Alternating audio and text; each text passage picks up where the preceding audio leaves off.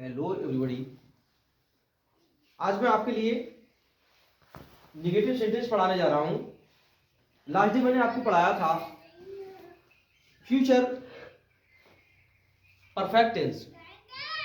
Future perfect tense का affirmative जो part था वो मैंने पढ़ाया था। आज मैं आपके लिए फ्यूचर परफेक्ट टेंस का नेगेटिव पार्ट पढ़ाने जा रहा हूं। तो इसमें रूल्स जैसा कि आप लोग जानते ही हैं, कल भी मैंने आपको बताया था कि इसमें जो दो क्लाउज हैं वो भी ऐड होते हैं और सिंगल क्लाउज में भी सेंटेंस ये दिया जा सकता है।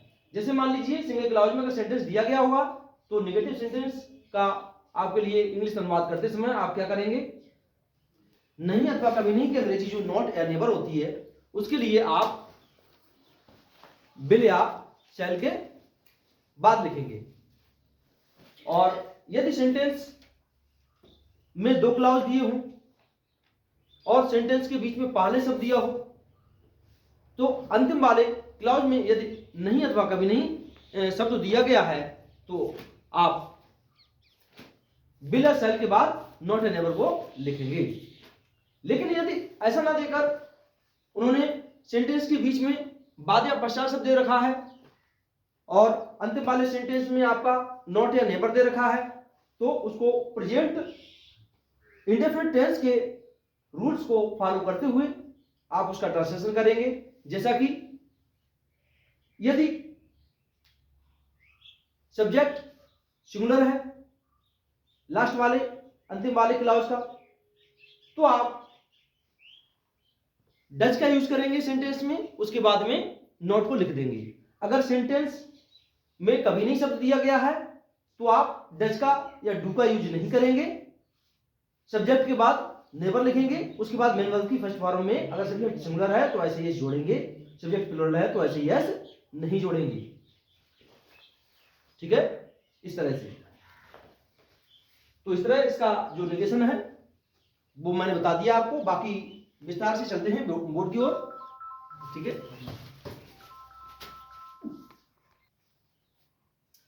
हाँ तो देखें आपका जो फर्स्ट रूल है उसमें बताया गया है कि यदि हिंदी वाक्य में सिंगल क्लाउज, कहने का मतलब एकल वाक्य दिया गया होगा कोई, या एकल उपवाक्य कह सकते हैं उसे, दिया गया हो और वाक्य में नहीं अथवा कभी नहीं शब्द दिया हो तो वाक्य का अंग्रेजी में अनुवाद करते समय इनकी अंग्रेजी नॉट या नेवर को बिल या शैल के बाद तथा हैव से पहले लिखा जाता है।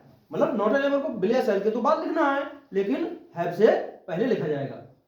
अब नेक्स्ट आपका आता है रूल नंबर सेकंड।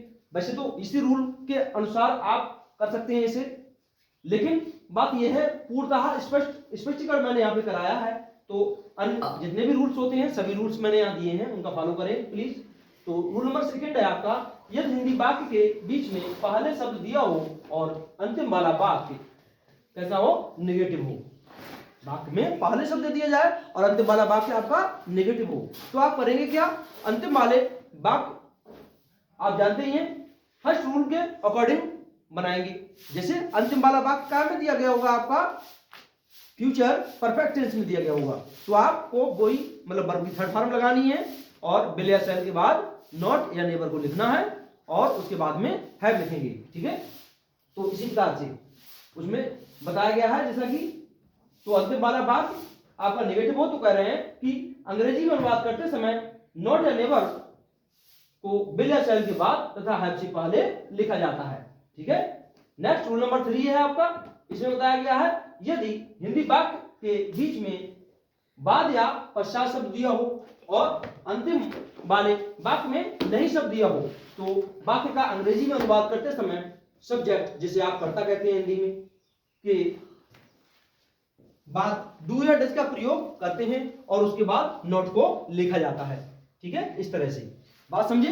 यदि सेंटेंस के बीच में बाद या पश्चात शब्द दे रखा होगा और अंतिम वाला सेंटेंस आपका नेगेटिव होगा तो आप क्या करेंगे, क्योंकि बाद या पश्चात शब्द दिया गया है इससे क्या स्पष्ट हो गया, अंतिम वाले सेंटेंस में काम बाद में समाप्त हुआ है तो वो प्रेजेंट इंडेफिनिट टेंस के अकॉर्डिंग बनेगा।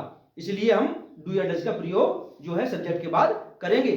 सब्जेक्ट अगर सिंगुलर होता है तो हम डज का यूज करते हैं सब्जेक्ट के बाद, सब्जेक्ट अगर आपका प्लूरल होता है तो हम डू का यूज करते हैं सब्जेक्ट के बाद। ठीक है, उसके बाद में नॉट को लिखेंगे, तो ये रूल हो जाता है आपका 3। अब 3 रूल में फर्स्ट रूल ये हो गया आपका, और सेकंड रूल और भी है इसमें। सेकंड क्या है, अगर अंतिम वाले वाक्य में कभी नहीं शब्द देते हैं तो कैसे क्या करेंगे देखें। यदि हिंदी वाक्य के बीच में बाद या पश्चात शब्द दिया हो और अंतिम वाले वाक्य में कभी नहीं शब्द दिया हो, तो वाक्य का अंग्रेजी में अनुवाद करते समय नेवर को सब्जेक्ट, जिसे आप हिंदी में कर्ता भी कह सकते हैं, के बाद लिखा जाता है, और वाक्य में डू या डज का प्रयोग नहीं किया जाता। आप यहां से एक चीज स्पष्ट हो गई कि सेंटेंस में अगर कभी नहीं का यूज होगा तो हम डू या डज का यूज नहीं करेंगे प्रेजेंट इंडेफिनिट में, ठीक है। तो इस तरह से, बल्कि मेन वर्ब जिसे आप मुख्य क्रिया भी कह सकते हैं, कि फर्स्ट फॉर्म प्रथम रूप में सिंगुलर सब्जेक्ट के साथ, जिसे आप एक करता कह सकते हैं सिंगुलर सब्जेक्ट को, के साथ ऐसा यस जोड़ दी जाती है, और प्लूरल सब्जेक्ट के साथ ऐसी यस नहीं जोड़ी जाती, ठीक है। इस तरह से अब बाकी फार्मूला और आपके 4 एग्जांपल्स रह गए, वो अभी हम बताते हैं, ठीक है। हाँ, तो देखें आपका जो फार्मूले हैं वो इस प्रकार से हैं।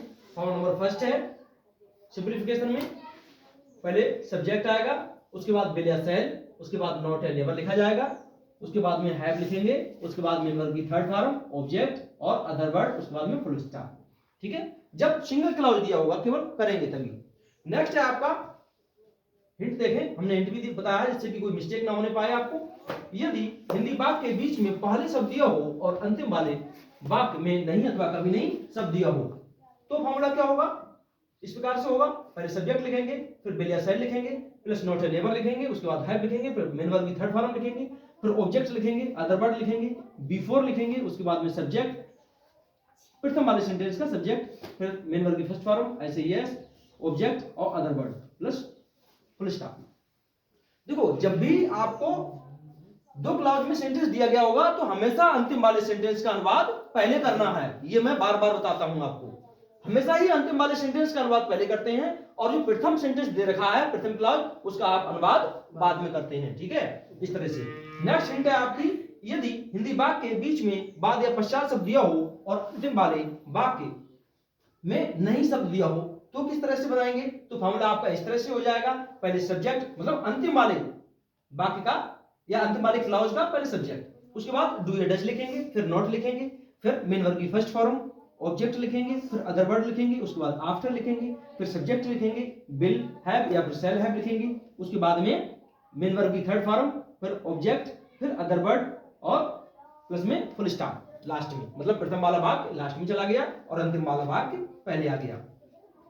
नेक्स्ट हिंट है आपकी, ये हिंदी वाक्य के बीच में बाद या पश्चात शब्द दिया हो और अंतिम वाले क्लॉज वाक्य में कभी नहीं शब्द दिया हो, तो क्या करेंगे। फॉर्मूला इस तरह से है, पहले सब्जेक्ट लिखेंगे, अंतिम वाले क्लॉज का सब्जेक्ट, उसके बाद नेबर, फिर प्लस मेन वर्ब की फर्स्ट फॉर्म, फिर ऐसे यस जोड़ देंगे मेन वर्ब की फर्स्ट फॉर्म में, अगर सब्जेक्ट सिंगुलर होगा तो, प्लूरल होगा तो नहीं जोड़ेंगे, plus object plus other word plus after plus subject plus will have या फिर शैल हैव लिखेंगे, उसके बाद में प्लस में मेन वर्ब की थर्ड फॉर्म प्लस में ऑब्जेक्ट और अदर वर्ड लिखेंगे, ठीक है। इस तरह से, तो इस तरह नेक्स्ट आपके जो 4 एग्जांपल्स हैं वो आपके कुछ इस तरह से हैं। पहला एग्जांपल है, सुरेश बदायूं नहीं गया होगा। नेक्स्ट है, सोनिया के गाना गाने से पहले रिया ने खाना नहीं खाया होगा। तो देखें, सुरेश बदायूं नहीं गया होगा, ये सिंपलीफिकेशन में सेंटेंस दे रखा है आपका, ठीक है। तो इसमें सिंगल क्लॉज है, डबल क्लॉज नहीं है इसमें। नीचे वाला जो सेंटेंस है उसमें डबल क्लॉज है, और वो जो फॉर्मूला नंबर है वो सेकंड के अकॉर्डिंग ट्रांसलेशन उसका करेंगे हम। तो उससे पहले आप देखें, सुरेश बदायूं नहीं गया होगा, तो सुरेश का एस कैपिटल क्योंकि किसी का नाम है सुरेश। उसके बाद में फर्स्ट फॉर्मूला के अकॉर्डिंग देखें, बिल या शैल में से एक चीज लिखेंगे, सुरेश के अनुसार लिखेंगे हम बिल। उसके बाद में नॉट या नेवर में से एक चीज लिखेंगे, तो यहां नहीं शब्द दिया गया है तो हम लिखेंगे नॉट। उसके बाद लिखेंगे have, Suresh will not have. उसके बाद क्या लिखेंगे हम, मेन वर्ब की थर्ड फॉर्म। मेन वर्ब क्या है इसमें, गया, जाना क्या होता है, गो। गो की जो थर्ड फॉर्म होती है वो होती है गोन। कहां को, बदायूं। गो के बाद मैंने आपको बताया है इंफिनिटिव टू का यूज जरूर करते हैं, टू बदाऊं, लास्ट में फुल स्टॉप। इस तरह से Suresh will not have gone to Badaun, इसमें लिखा हुआ था सुरेश अभी बदायूं नहीं गया होगा, तो Suresh will not have gone to Badaun now. या बिल्कुल तुरंत की बात करते हैं तो जस्ट नाउ आता है इसमें, ठीक है, इस तरह से।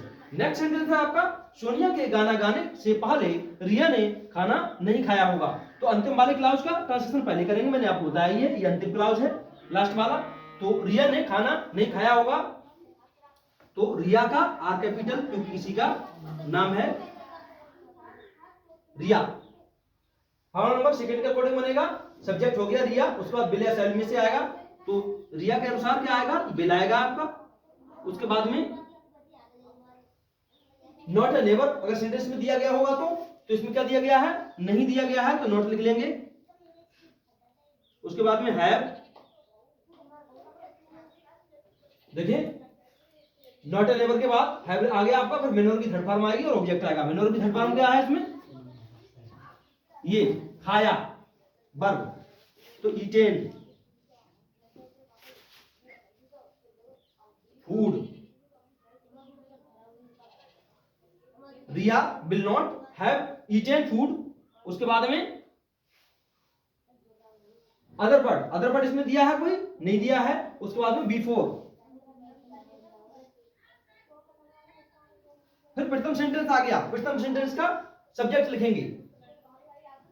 सब्जेक्ट क्या है, सोनिया, सोनिया का एस कैपिटल किसी का नाम है। उसके बाद में मेन वर्ब की फर्स्ट फॉर्म में ऐसे ही जोड़ेंगे, अगर सब्जेक्ट सिंगुलर होगा तो मेन वर्ब क्या है इसमें, गाना, ये ऑब्जेक्ट में आ जाएगा और ये वर्ब में आएगा, तो सिंग। अब सोनिया क्या है, सिंगुलर सब्जेक्ट है, इसलिए इसमें एस जोड़ देंगे, ऐड कर दिया हमने एस, तो सोनिया सिंग्स ए सॉन्ग। और कुछ है इसमें, कुछ भी नहीं है, तो फुल स्टॉप लगा देंगे। तो इस तरह से इसका ट्रांसलेशन होगा कि Riya will not have eaten food before Sonia sings a song, ठीक है, इस तरह आप ट्रांसलेशन करेंगे। अब नेक्स्ट जो आपके दो फॉर्मूले हैं वो भी करवा देते हैं।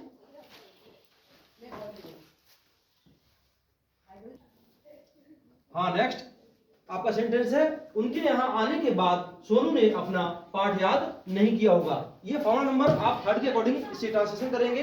तो नेक्स्ट जो लास्ट में आपका क्लॉज है वो है आपका, सोनू ने अपना पाठ याद नहीं किया होगा, इसका ट्रांसलेशन पहले करेंगे। तो सोनू सबसे पहले एस कैपिटल, सोनू लिख लिया।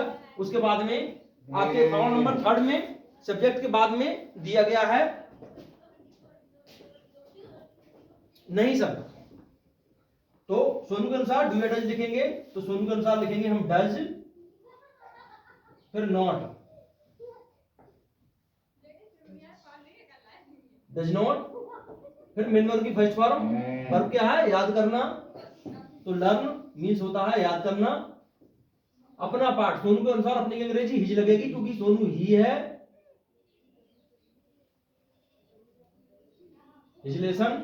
Sonu does not learn his lesson. अब उसके बाद में बाद की अंग्रेजी आफ्टर। उसके बाद में उनके मतलब दे के साथ विल। उसके बाद हैव, आने, थर्ड फॉर्म लिखेंगे तो कम, केम कम रहती है, कम थर्ड फॉर्म है, कहां, यहां, हियर। मतलब ये हो गया, Sonu does not learn his lesson after they will have come here, ऐसे लिखेंगे, इसका ट्रांसलेशन करेंगे, ठीक है। नेक्स्ट सेंटेंस है आपका, मेरे अंग्रेजी पढ़ाने के बाद दिव्या अपना बस्ता कभी बंद नहीं करेगी। तो इस तरह से लास्ट वाला जो क्लॉज है वो आपका है, दिव्या अपना बस्ता कभी बंद नहीं करेगी, ये प्रेजेंट इंडेफिनिट में जाता है। तो दिव्या का डी कैपिटल क्योंकि किसी का नाम है, ठीक है, तो दिव्या। उसके बाद में कभी नहीं की इंग्लिश नेवर आएगी, तो नेवर लिख देते हैं। उसके बाद में मेन वर्ब की फर्स्ट फॉर्म आती है फॉर्मूला नंबर 4 के अकॉर्डिंग। मेन वर्ब क्या है इसमें, बंद करना, तो क्लोज मीन्स होता है बंद करना। अब दिव्या सिंगुलर सब्जेक्ट है, इसलिए इसमें ऐसे ये जोड़ देंगे तो ई तो बाद में लगी हुई है, तो हम ऐसे जोड़ते हैं इसमें। दिव्या नेवर क्लॉज जिस, क्या दिव्या के अनुसार अपने की अंग्रेजी क्या आएगी, हर, क्योंकि दिव्या सी है, हर। अब बस्ता, बस्ता क्या होता है, बैग, आप लोग जानते ही हैं। तो ये हो गया Divya never closes her bag, Divya अपना बस्ता कभी बंद नहीं करेगी। और बाद की अंग्रेजी आफ्टर, उसके बाद में पहला क्लॉज है मेरे अंग्रेजी पढ़ाने के, तो आई के साथ सेल आता है, तो सेल, हैव, पढ़ाना, टीच होता है, इंग्लिश,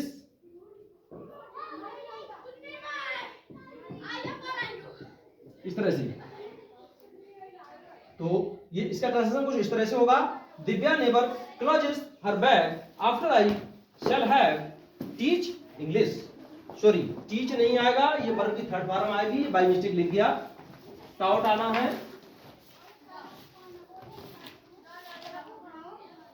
इस तरह से, ठीक है।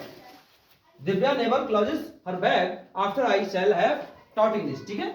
इस तरह से आप इसे सही से याद करेंगे, और एफएल एक्सरसाइज जो भी आपकी बुक्स में दे रखी है उसे आप ट्रांसलेशन करेंगे। तो आज के लिए बस इतना ही, बाकी मिलते हैं नेक्स्ट वीडियो में। Please subscribe my YouTube channel and press bell icon and